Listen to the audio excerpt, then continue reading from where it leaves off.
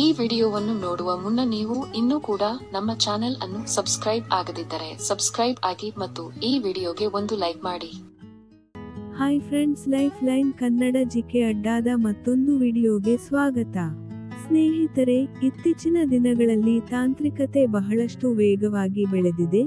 ಹೀಗಿರುವಾಗ ಲೈಂಗಿಕ ಆಸಕ್ತಿ ಮತ್ತು ತೃಪ್ತಿ ಪಡೆಯುವ ವಿಷಯದಲ್ಲೂ ಸಾಕಷ್ಟು ಭಾವನಾತ್ಮಕ ಬದಲಾವಣೆಗಳು ಆಗಿವೆ.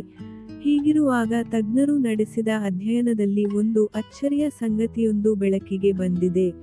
ಅದು ಹೆಂಗಸರು ಲೈಂಗಿಕ ತೃಪ್ತಿಯನ್ನು ಪುರುಷರಿಗಿಂತ ಹೆಚ್ಚಾಗಿ ರೋಬೋಟ್ಗಳಿಂದ ಪಡೆಯಲು ಇಷ್ಟಪಡುತ್ತಾರೆ ಅಂತೆ. ಈ ವಿಡಿಯೋದಲ್ಲಿನ ಮಾಹಿತಿ ಕುತೂಹಲಕಾರಿಯಾಗಿದ್ದು, ಹೀಗಾಗಿ ಯಾರೂ ಕೂಡ ವಿಡಿಯೋವನ್ನು ಸ್ಕಿಪ್ ಮಾಡದೆ ಸಂಪೂರ್ಣವಾಗಿ ನೋಡಿ. ಸ್ನೇಹಿತರೆ, 2025ರಲ್ಲಿ ಮಹಿಳೆಯರು ಪುರುಷರಿಗಿಂತ ರೋಬೋಟ್ಗಳೊಂದಿಗೆ ಲೈಂಗಿಕತೆಯನ್ನು ಬಯಸುತ್ತಾರೆ ಎನ್ನುತ್ತಾರೆ ತಜ್ಞರು. ಭವಿಷ್ಯಶಾಸ್ತ್ರಜ್ಞರಾದ ಡಾ. ಇಯಾನ್ ಪಿಯರ್ಸನ್ ಅವರು 10 ವರ್ಷಗಳಲ್ಲಿ ಪುರುಷರು ತಮ್ಮ ಲೈಂಗಿಕ ಅಗತ್ಯಗಳನ್ನು ಪೂರೈಸಲು ರೋಬೋಟ್ಗಳನ್ನು ಬಳಸುತ್ತಾರೆ ಮತ್ತು 2025ರ ವೇಳೆಗೆ ರೋಬೋಟ್ ಲೈಂಗಿಕತೆಯ ರೂಪಗಳು ಶ್ರೀಮಂತ ಕುಟುಂಬಗಳಲ್ಲಿ ಹುಟ್ಟಿಕೊಳ್ಳುತ್ತವೆ ಎಂದು ಭವಿಷ್ಯ ನುಡಿದಿದ್ದಾರೆ ಎಂದು ಬ್ರಿಟಿಷ್ ದಿನಪತ್ರಿಕೆ ದಿ ಸನ್ ವರದಿ ಮಾಡಿದೆ. ಮಹಿಳೆಯರು ರೋಬೋಟ್ಗಳನ್ನು ಪ್ರೀತಿಸಲು ಪ್ರಾರಂಭಿಸಬಹುದು ಎಂದು ಅವರು ಹೇಳಿದ್ದಾರೆ, ಆದರೆ ಅನೇಕರು ಅವರ ಆಲೋಚನೆಗಳನ್ನು ತಳ್ಳಿಹಾಕಿದ್ದಾರೆ. ಲೈಂಗಿಕ ಆಟಿಕೆಗಳು, ಲೈಂಗಿಕ ಗೊಂಬೆಗಳು ಮತ್ತು ಕೃತಕ ಬುದ್ಧಿಮತ್ತೆ AI ಮತ್ತು ರೋಬೋಟ್ಗಳ ಮಿಶ್ರಣದಲ್ಲಿ ಬೆಳೆಯುತ್ತಿರುವ ಲೈಂಗಿಕ ಅಗತ್ಯಗಳ ಉದ್ಯಮದ ಬಳಕೆ ಮತ್ತು ಸಾಮಾಜಿಕ ಸ್ವೀಕಾರವು ಅವರ ಭವಿಷ್ಯವಾಣಿಗಳು ಉತ್ತಮವಾಗಿ ಹೊರಹೊಮ್ಮಬಹುದು ಎಂದು ಹೇಳಲಾಗಿದೆ. ಪಿಯರ್ಸನ್ ಹೇಳುವಂತೆ ಮನುಷ್ಯರು ಈ ಕ್ಷಣದಲ್ಲಿ ಈ ದೃಷ್ಟಿಯಿಂದ ದೂರವಾಗಿಲ್ಲ. ಲೈಂಗಿಕ ಆಟಿಕೆಗಳು ಮತ್ತು ವೈಬ್ರೇಟರ್ಗಳು ಮುಖ್ಯವಾಹಿನಿಯ ಸಂಭಾಷಣೆಗಳನ್ನು ಪ್ರವೇಶಿಸುವ ಉದಾಹರಣೆಗಳನ್ನು ಉಲ್ಲೇಖಿಸಿ ಅವರು ಅಶ್ಲೀಲತೆಯನ್ನು ನೋಡುವುದಕ್ಕಿಂತ ಮಹಿಳೆಯರಲ್ಲಿ ರೋಬೋಟ್ ಸಂಭೋಗ ಹೆಚ್ಚು ಜನಪ್ರಿಯವಾಗಲು ಹೆಚ್ಚು ಸಮಯವಿಲ್ಲ ಎಂದು ಅಭಿಪ್ರಾಯಪಟ್ಟಿದ್ದಾರೆ. 2050ರ ವೇಳೆಗೆ ಸಾಮಾನ್ಯ ಲೈಂಗಿಕತೆಗಿಂತ ರೋಬೋಟ್ ಸಂಭೋಗ ಹೆಚ್ಚು ಸಾಮಾನ್ಯವಾಗಲಿದೆ ಎಂದು ಅವರು ಭವಿಷ್ಯ ನುಡಿದಿದ್ದಾರೆ.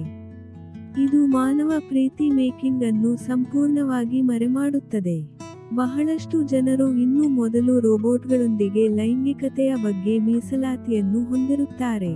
ಆದರೆ ಕ್ರಮೇಣ ಅವರಿಗೆ ಒಗ್ಗಿಕೊಂಡಂತೆ AI ಮತ್ತು ಯಾಂತ್ರಿಕ ನಡವಳಿಕೆ ಮತ್ತು ಅವರ ಭಾವನೆ ಸುಧಾರಿಸುತ್ತದೆ. ಅವರು ಬಲವಾದ ಭಾವನಾತ್ಮಕ ಬಂಧಗಳೊಂದಿಗೆ ಸ್ನೇಹಿತರಾಗಲು ಪ್ರಾರಂಭಿಸುತ್ತಾರೆ. ಜಿಗುಪ್ಸೆ ಕ್ರಮೇಣ ಕಡಿಮೆಯಾಗುತ್ತದೆ ಎಂದು ಪಿಯರ್ಸನ್ ಹೇಳಿದ್ದಾರೆ. ದಿ ರೈಸ್ ಆಫ್ ದಿ ರೋಬೋಸೆಕ್ಸುವಲ್ಸ್ ಎಂಬ ಶೀರ್ಷಿಕೆಯ ಪತ್ರಿಕೆಯು 2030ರ ವೇಳೆಗೆ ವರ್ಚುವಲ್ ರಿಯಾಲಿಟಿ ಸಂಭೋಗ ಸಾಮಾನ್ಯವಾಗಲಿದೆ ಎಂದು ಭವಿಷ್ಯ ನುಡಿದಿದೆ. 2035ರ ವೇಳೆಗೆ ಲೈಂಗಿಕ ಆಟಿಕೆಗಳು ವರ್ಚುವಲ್ ರಿಯಾಲಿಟಿ ಸಂಭೋಗ ಲಿಂಕ್ ಮಾಡುತ್ತವೆ ಎಂದು ಹೇಳುತ್ತದೆ.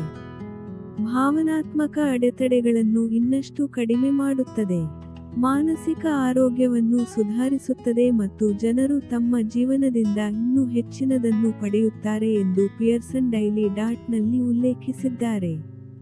ಆದಾಗ್ಯೂ, ನೈಜ ಸಂಬಂಧಗಳು ಇನ್ನೂ ಹೆಚ್ಚು ಮೌಲ್ಯಯುತವಾಗಿರುತ್ತವೆ. ರೋಬೋಟ್ ಲೈಂಗಿಕತೆಯನ್ನು ಬೆದರಿಕೆಯಾಗಿ ನೋಡಬಾರದು, ಆದರೆ ಮಾನವ ಲೈಂಗಿಕತೆಗೆ ವರವಾಗಿ ನೋಡಬೇಕು ಎಂದು ಪಿಯರ್ಸನ್ ಹೇಳಿದ್ದಾರೆ. ಸ್ನೇಹಿತರೆ, ನೋಡಿದ್ರಲ್ಲ, ಇದೇ ತರಹದ ಮಾಹಿತಿಗಾಗಿ ನಮ್ಮ ಚಾನೆಲ್ ಸಬ್ಸ್ಕ್ರೈಬ್ ಮಾಡಿಕೊಳ್ಳಿ. ಈ ಮಾಹಿತಿ ಇಷ್ಟವಾದಲ್ಲಿ ವಿಡಿಯೋಗೆ ಲೈಕ್ ಮಾಡಿ, ಶೇರ್ ಮಾಡಿ. ನಮಸ್ಕಾರ.